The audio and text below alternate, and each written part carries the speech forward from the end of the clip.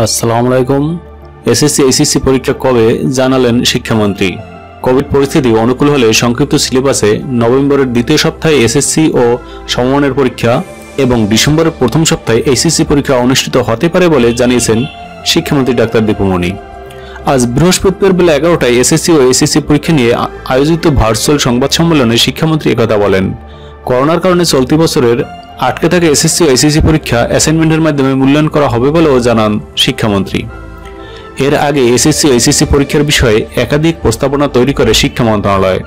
প্রস্তাবে বলা হয়েছে, রচনামূলক বা সৃজনশীল প্রশ্ন বাদ দিয়ে কেবল বহু নির্বাচনী এমসিকিউ পরীক্ষা নেওয়া হবে।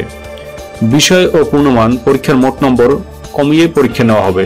এক্ষেত্রে প্রতি বিষয়ে 2 পত্র একীভূত করা, পাশাপাশি 200 নম্বরের বদলে 100 নম্বরের পরীক্ষা নেওয়ার প্রস্তাব রয়েছে। কিন্তু উভয় ক্ষেত্রেই করোনা পরিস্থিতির উন্নতি জরুরি। সংক্রমণের হার 10% নিচে নেমে এলে স্বাস্থ্যবিধি নিশ্চিত করে পরীক্ষা নেওয়া, স্বাস্থ্যবিধি নিশ্চিতে কেন্দ্রের সংখ্যা বর্তমানের তুলনায় দ্বিগুণ করে এই পরীক্ষা নেওয়া। এমনটি সম্ভব না হলে এসএসসির ক্ষেত্রে জুনিয়র স্কুল সার্টিফিকেট জেএসসি পরীক্ষার ফলের 50% এবং অ্যাসাইনমেন্ট ও ক্লাস অ্যাক্টিভিটিসের উপর 50% ফলাফল নিয়ে ফল প্রস্তুত করা।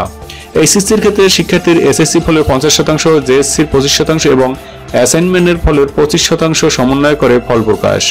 সংবাদ সম্মেলনে অন্যদের মধ্যে উপস্থিত ছিলেন শিক্ষা উপমন্ত্রী মহিবুল হাসান চৌধুরী নওফেল, মাধ্যমিক ও উচ্চ শিক্ষা বিভাগের সচিব মাহবুব হোসেন, কারিগরি ও মাদ্রাসা শিক্ষা বিভাগের সচিব আমিনুল ইসলাম, মাধ্যমিক ও উচ্চ শিক্ষা অধিদপ্তর মহাপরিচালক সৈয়দ গোলাম ফারুক, ঢাকা শিক্ষা বোর্ডের চেয়ারম্যান নেহাল আহমেদ সহ অন্যান্য বোর্ডের চেয়ারম্যানরা। ধন্যবাদ সকলকে।